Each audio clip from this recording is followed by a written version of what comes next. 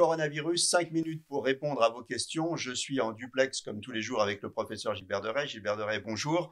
Alors, Bonjour. qu'est-ce qu'on appelle le taux d'attaque du virus? Qu'est-ce que ça veut dire, le taux d'attaque? Alors en fait, ce que vous entendez souvent, c'est pas tant que ça que la charge virale. La charge virale, c'est simple en fait, c'est une mesure de virus qui est dans votre sang.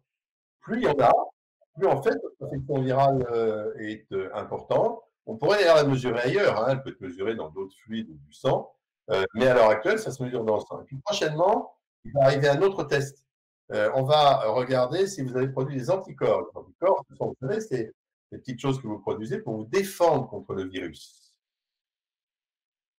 Alors, à propos des anticorps, on nous pose une question pour savoir pourquoi on ne prend pas du plasma de gens infectés, guéris, pour soigner les autres patients. Question très intéressante et piste très intéressante, car effectivement, on peut se dire, bah, prenons des anticorps, donnons-les à des patients et ils vont permettre de défendre. Alors, c'est pas si facile que ça, attention, hein, parce que si je prends des anticorps de l'un pour le donner à l'autre, je peux provoquer de graves réactions. Mais c'est une étude, c'est une piste qui est en cours, avec des études qui sont en cours. Ce sera peut-être l'une des pistes thérapeutiques. Pas encore. Restons sur le terrain du sang. Est-ce qu'on peut donner son sang et quelles précautions sont prises dans les centres de transfusion? Alors non seulement on peut le donner, mais il faut le donner. Nous sommes en pénurie, nous sommes en manque permanent, plus encore en ce moment. Et rassurez-vous, si quand vous allez dans un centre de don du sang, les personnes qui sont en face de vous sont habillées du pied à la tête. La limite, c'est là que vous risquez le moins. Et bien entendu, ils vont vérifier sur chaque prélèvement qu'il n'y a pas de virus. Donc au passage, vous aurez un dépistage, parce qu'on ne va pas aller transfuser du virus, du sang, pardon, qui porte du virus à des gens. Donc oui, allez-y. Est-ce qu'il y a un groupe sanguin qui est plus impacté qu'un autre? Des études montrent que le groupe O, que le groupe. Et d'ailleurs, c'était déjà connu parce que pour d'autres affections infectieuses, pour d'autres virus, on s'était aperçu que le groupe O était moins atteint, probablement parce qu'ils ont une production d'anticorps qui est supérieure, qui est différente. Ne vous affolez pas si vous êtes du groupe A. Ça ne veut absolument pas dire à ce stade que vous ferez un virus qui sera plus grave, que vous allez en mourir. C'est juste une observation. Alors, est-ce qu'on peut attraper 2 fois le virus? C'est une question qu'on nous pose. Oui, c'est une question d'ailleurs qui est soulevée par la communauté scientifique. Globalement, pour l'instant, la réponse est non.